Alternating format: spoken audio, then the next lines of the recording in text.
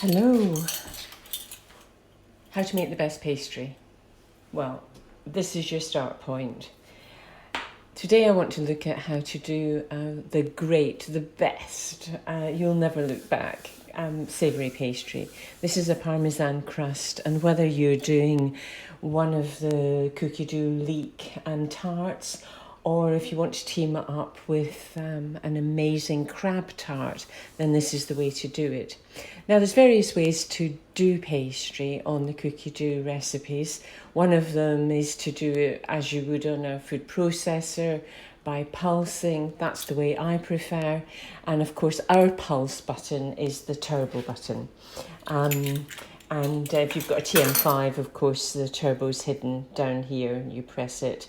In here, all we do is swipe for turbo. So let's get going. There's a couple of tips as we go along, and it's my way of getting the pastry into the tin and then freezing it, rather than faffing around putting it into a bowl, then having to allow that cold bowl to get a bit warmer so that you can roll it.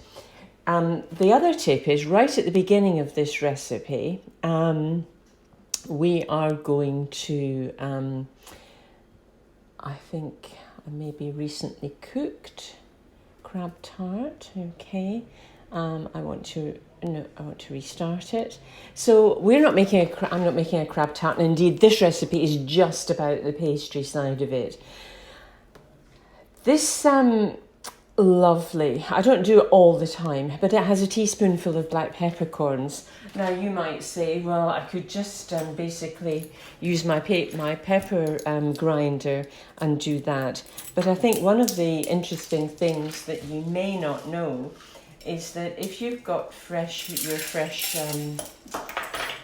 spices, then you can grind them. You do grind them beautifully for your curries and things.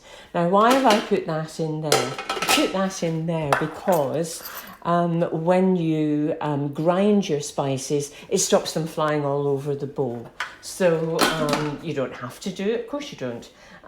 But let's look at what happens after turn the speed selector to 10 for 10 seconds. So there we are, and we've got freshly ground pepper. The smell, apart from anything else, you never get that smell if you grind from a pepper grinder. You don't want to put the pepper, the seasoning into the pastry? Absolutely fine, not a problem. Then it's next. And of course, this is where you will get the best pastry ever. So 50 grams of Parmesan. In we go.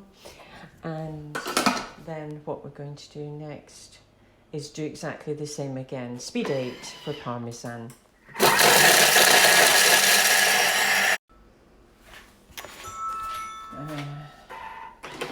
that's our Parmesan done. So we've now got the most fabulous mix of Parmesan pepper. And as a base to a savoury pastry, I tell you what, you won't look back. Then all we're going to do is add our flour and our egg yolk. And what I'm going to do here is 220 of flour. This will do right up to about a 26-inch centimetre pie flan quiche dish, and cold butter. The cooler the better. If I haven't got mine in the fridge, then I'll dice it and just stick it in the freezer for 5 minutes. That's absolutely perfect. So that's what I've done on this occasion. An egg yolk. Oh, should we talk about eggs? Have you ever noticed how absolutely pale some of those battery hen eggs are? The yolk. I love Burford Brown. Oh, those Burford Brown eggs. Please don't talk about to me about them being expensive. You can tell that these eggs are the ultimate. So this is a lovely orange egg yolk from a Burford Brown, and then a fine teaspoonful of salt.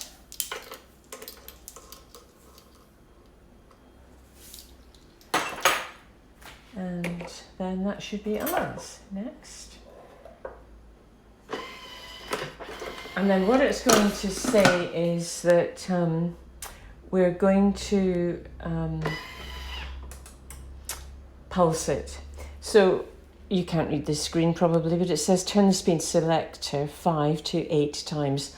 Honestly, with lovely cold butter, with everything in there, that's going to work in 4. So I'm going to come back after 4 and show you. It's on 2 seconds. All you've got to do with the turbo is turn the... So this is after 4. Remember that when you're in turbo mode, you can't open the arms unless you hit the home button. And normally in this recipe you wouldn't have to, but I just want to show you the beautiful breadcrumb state after 4 2-second pulses. So that's basically 8 seconds that you've done that for. Okay, back to the recipe, back to the green. We can go on to next now, and we can tip out and form a disc. Now basically, so if you want it to come together more, which I want to show you, so that's after 4. If you want it to come together more, we can go back and I can show you if we do another. Don't forget, you can always look through the lid.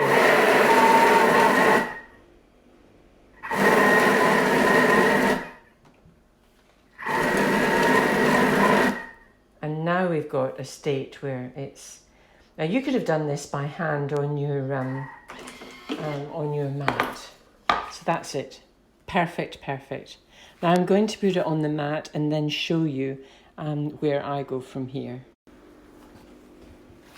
So here we are. Now instead of what you would normally do, pushing it out, putting it on the mat, putting it into a ball, let's do that and let's show you how this is how you get the end bits off, just by turning the base, okay? And then look, we hardly need to wash it. It's all out. Now, typically what you do is put it together, put it in cling film, put it on the fridge. But this is in a state where it's absolutely perfect for you to actually roll it now. However, as you know, pastry does not like hands, hot hands particularly. So let's put a piece of cling film between our hands, our rolling pin and us, and roll it out. And what we're going to do is basically it's going to roll beautifully. Look at it with the pepper, with the Parmesan. Oh my goodness, and it's so short, this pastry. It's absolutely fabulous. You honestly, if you have not tried this pastry, with or without the peppercorns, for your next savoury tart, to do it and let me know.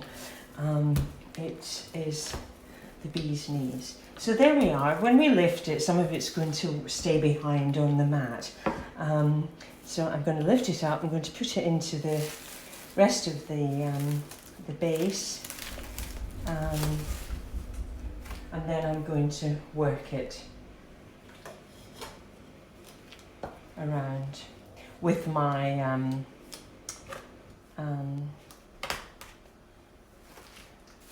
cling film.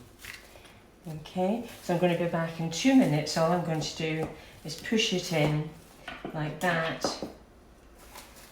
Use a knife like that to do the corners. Make sure it's not too thick. But right into the edges. And you can see how easy that is, rather than faff around. Honestly, this is the shortest, most delicious savoury pastry. You're going to have a little bit over on this 220 flour recipe. So, you know, if you're making this for friends or family, and you've got one little extra, 1 or 2, usually does 2 to 3 actually, depending on how thinly you roll your pastry. If you do that, you'll get a couple of extras just for you, and which is nice, you know, nice for picnics, and so on. So I'm just going to finish this off now, and what I'm going to do now with this, and this is your preference, I don't need this at the moment, so I'm going to freeze the whole tin, right? And that's the way I like to work. Now, if I wanted to bake it this morning, I'd still put it in the freezer, because I'm going to bake it in the Aga, and I can put straight from the freezer into the Aga, into the floor of the roasting oven, which is a 230 oven, and then I don't have to bake blind. If in a normal oven, you're going to bake this blind, prick the base, bake it blind, put parchment paper or greaseproof paper on there, and with your baking beans for 15 minutes at 180, 200, and then another 15 minutes without the baking beans. However you're doing it, you can still do it from frozen, and I think, personally, it gives it the shortest effect. So obviously nice and flat in your freezer. There it is. It didn't take long. I was yabbering while I was doing it, so it's all finished. So that's now. There'll be no breaks in that. It's not one that you're going to have seepage or anything. It's just perfect and so yummy. Please try it next time and let me know how you get on. Thank you for watching.